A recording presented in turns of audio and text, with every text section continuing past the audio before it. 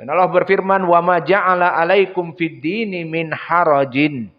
Maka tidaklah Allah menjadikan kepada kalian dari agama Islam ini suatu pembebanan. Maka kesimpulannya, syarat yang kedua bagi orang yang menyembelih, pertama dia muslim, kedua dia mampu. Jika dia tidak mampu maka tidak bisa membeli sembelihan. Berarti tidak terpenuhi syaratnya. Karena syaratnya harus dia mempunyai sembelihan. Dan nanti masalah lain, meskipun patungan, na'am. Meskipun patungan, apa makna patungan? Bercollaboration.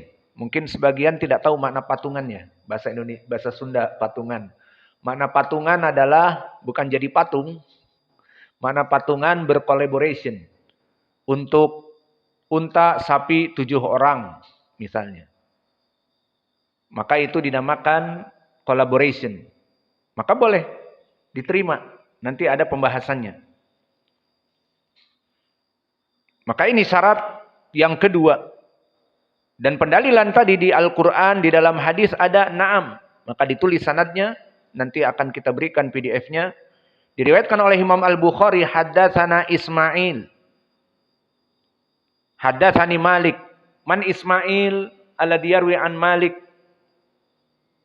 Ismail ibnu Abi Uwais. Maka dia adalah keponakan dari Malik ibnu Anas dari pihak perempuan. Maka dia memanggil kepada Imam Malik khol. Adapun dari pihak laki-laki maka dinamakan am. Maka Ismail ibnu Abi Uwais saduk hasanul hadis sampai kepada dhaif, itulah derajatnya antara saduk dengan dhaif. Meriwayatkan dari kholnya, paman dari pihak ibu, Imam Malik, an Abi Zinad, anil A'raj, an Abi Hurairah. Ada sanad ma'ruf, an Abi Zinad, anil A'raj, an Abi Hurairah. Ani Nabi SAW qala, da'uni ma taraktukum, innama halaka man kana qablakum, bisu'alihim wa ikhtilafihim ala anbiya'ihim. Maka da'uni ma taraktukum, jauhilah dari apa yang aku tinggalkan atas kalian. Karena sesungguhnya celaka dan hancur umat sebelum kalian itu karena terlalu banyak menyelisihi dan terlalu banyak pertanyaan-pertanyaan tapi tanpa amal atas nabi-nabi mereka. Maka Nabi tidak menginginkan kaum muslimin dari para sahabat jika diperintah banyak tanya ini, tanya itu agar lari dari kewajiban. Tidak. Dan bagaimana ketentuannya? Fa idza nahaitukum an syai'in fajtanibuh. Mudah. Apa yang aku larang, tinggalkan. Tanpa ada soal-soal keringanan dan sebagainya. Dan wa idza amartukum bihi fa'tu minhu mastata'tum. Dan jika aku perintahkan kepada kalian, penuhilah semampu kalian. Maknanya ada beberapa perintah yang memang dia itu sunnah, seperti sembelihan di sini, maka penuhilah dengan kemampuan. Dan yang wajib juga penuhi dengan kemampuan. Seperti seorang yang musafir dan seorang yang sakit di bulan Ramadan, maka telah datang tarkhis. Faman kana minkum maridhan aw ala safarin fa'iddatun min ayyamin ukhar. Barang siapa yang sakit di bulan Ramadan ataupun safar, maka dia berbuka dan membayar di hari yang akan datang. Di bulan Syawal sampai Sya'ban yang akan datang. Mengqadha. Maka syahidnya di sini, fattaqullah mastata'tum ataupun fa'tu minhu mastata'tum. Jika kalian mampu mendatanginya, perintahku itu datangi. Semampu kalian. Maka jika dia dalam keadaan safar boleh berbuka. Jika tidak, dia tinggal di kotanya dan dalam keadaan sehat wajib untuk berpuasa. Maka wajah pendalilannya fa'tu minhu mastata'tum. Penuhilah perintah Allah dan Rasulnya itu dengan kadar kemampuan kalian. Maka ini dua syarat untuk mudahhi, untuk orang yang akan menyembelih. Pertama, dia harus seorang muslim. Kedua, jika dia seorang muslim, dilihat koceknya. Kalau koceknya memang menjelang hari Idul Adha, kita butuh untuk membeli makanan, minuman yang lebih urgen karena hari Id. Dan adapun Idul Adha di negeri Arab dengan Idul Adha di Indonesia berbeda. Di Indonesia Idul Adha hanya ialah 1 hari selesai. Tapi kalau di Arab justru ini Idul Adha, Id yang panjang, dan di syariat juga Ayyamut Tasyrik masih 3 hari. Maka kalau di kalender merahnya cuman Idul Adha saja, Yaumun Nahar. Hari tasyriknya tidak libur. Adapun di Arab maka merah semua. Sampai sepekan, 2 pekan. Bahkan liburan sekolah, dan ini yang kita katakan maaf, tidak lebih baik kita dari mereka dari pendidikan. Mereka libur mulai dari Ramadan akhir atau pertengahan libur, Idul Fitr sampai kepada Idul Adha libur. Jadi kalau kalian belajar di Jamiah Islamiyah atau di mana saja yang sistemnya seperti di Arab, maka kalian setiap tahun akan libur. Terutama libur terakhir mulai dari Idul Fitr sampai Idul Adha. 2,5 bulan, sekitar 70 hari. Kita dulu libur kenaikan kelas waktu SMP atau SMA di rumah 29 hari. Kalau di Indonesia kebanyakan 28 hari. Setelah itu baru masuk. Hanya 28-29 hari kita sudah bosan di rumah. Mau ngapain? Tapi kalau di Arab 2,5 bulan. Maka oleh sebab itu bagi yang baik, mereka melaksanakan kebaikan apa? Pergi ke tempat-tempat tulabul ilm. Maka kami ingat waktu di Yaman, di tempat kami Syekh Mukbil, di saat liburan penuh. Dari mana ini orang-orang baru? Orang-orang pelajar. Mengisi 2,5 bulan belajar ke tempat tulabul ilm. Dan itu kami dapati kebanyakan di Yaman. Maka orang-orang Yaman itu semangat menuntut ilmu dan semangat mengajar. Alhamdulillah. Dan begitupun waktu kami di Syiher. Setelah meninggal Syekh Mukbil dan kami berpindah juga belajar di Syiher. Kita dijadikan anggota program juga pengajar.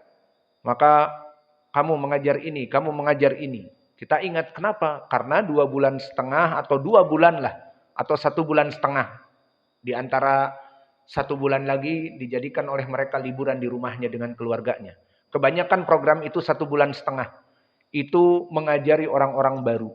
Yang baru datang. Maka itu kelebihan dan kekurangan yang ada.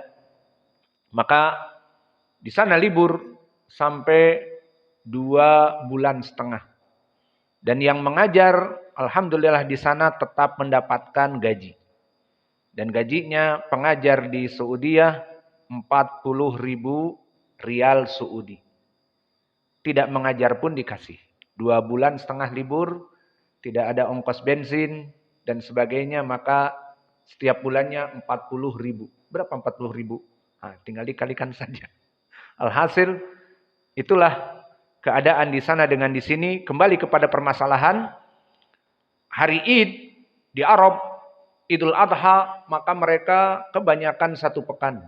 Dan Ayyamut Tasyrik 3 hari dan hari Nahar 1 hari, 4 hari. Itu disyariatkan. Alhamdulillah di negeri kita hari Idul Adha merah, Ayyamut Tasyrik kembali bekerja. Ya alhamdulillah yang jelas bisa beribadah sembelihan kurban dan sholat hari Id. Maka jika seseorang mempunyai uang pada saat itu di Ayyamut Tasyrik tidak apa-apa, bisa menyembelih di Ayyamut Tasyrik. Karena masih dihitung hari makan dan minum seperti hadis yang banyak dari sahabat, Ayyamut Tasyrik ayyamu aklin wa syurbin wa dzikrillah. Hari-hari tasyrik yang 3, 11, 12, 13 adalah hari-hari berbahagia, hari makan dan minum dan zikir kepada Allah. Selesai dari syarat bagi orang-orang yang menyembelih. Wathani syurutus sihah al-udhiyah. kita berpindah syarat kepada yang disembelih. Nah, siapa yang disembelih? Kura-kura? Bukan. Kambing, ataupun sapi, ataupun unta. Boleh tidak menyembelih ayam hari Id? Orang lain menyembelih kambing, kita juragan ayam, banyak ayam. Disembelih ayamnya. Boleh? Nanti akan kita bahas apa itu bahimatul an'am yang menjadi syarat untuk disembelih. Jadi dia mempunyai surut dan ini dia pembahasannya. Maka syarat-syarat yang kembali kepada binatang yang disembelih itu pun mempunyai syarat. Maka syaratnya bukan orang yang menyembelih saja, tetapi binatang yang disembelih pun harus terpenuhi syarat-syaratnya. Maka asyartul awal min surut sehatil udhiyah, syarat yang pertama dari apa yang harus diperhatikan agar sembelihan kita diterima, aniyah lillah qabla dzabh. Berniat kepada Allah saja dalam penyembelihan tersebut. Maka telah sepakat jumhur al-fuqaha dari Syafi'iyah, al-Malikiyah, al-Hanabilah bahwa udhiyah tata'ayyan bidzabhi. Maka sembelihan itu dikembalikan kepada niat seseorang. Maka yang pertama di saat akan menyembelih, si binatang itu dibeli tujuannya untuk sembelihan untuk Allah. Jadi mulai dari kita membeli, bahwa pembelian kita untuk Allah Jalla wa'ala.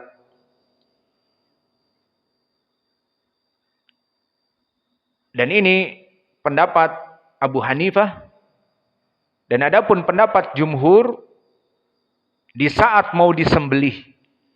Maka di saat mau disembelih, dia jadikan sembelihan ini untuk Allah. Alhasil keduanya hampir sama. Abu Hanifah mulai dari membelinya tujuannya untuk disembelih. Dan pendapat jumhur mulai dari disembelihnya. Disembelih untuk apa? Untuk kurban? Atau untuk hanya menerima tamu? Atau untuk akikah? Maka lain-lain niatnya.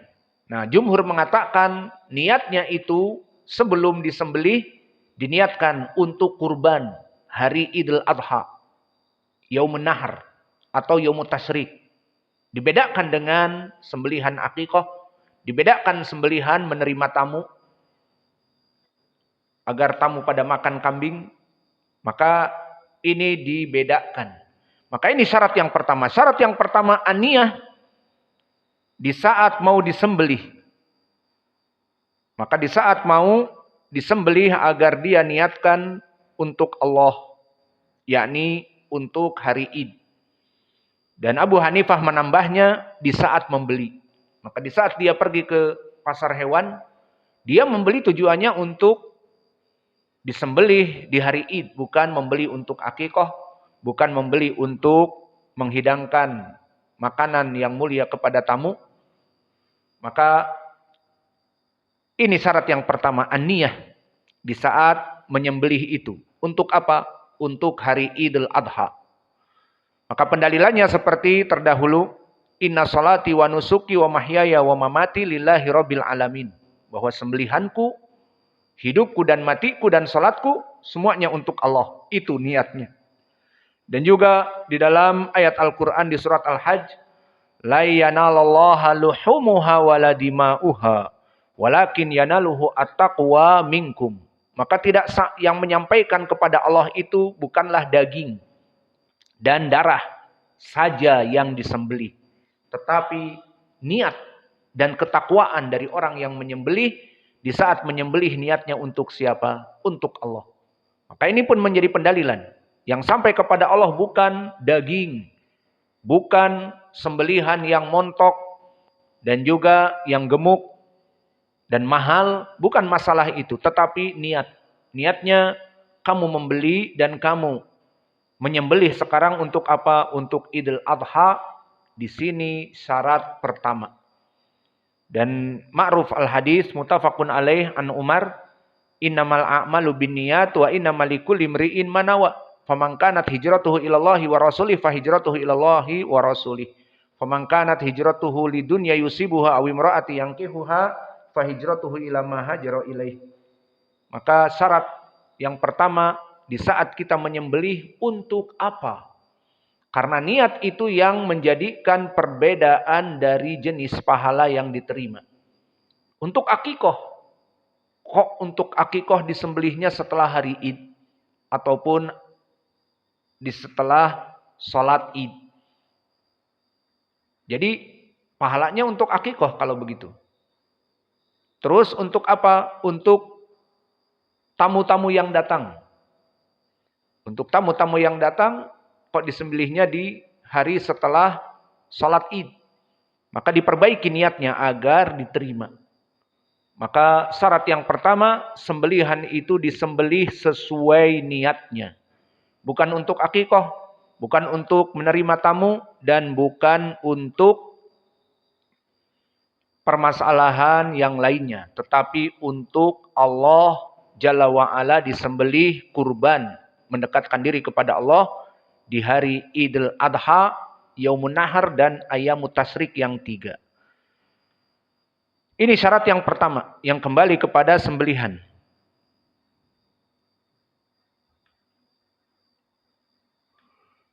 Sudah ada?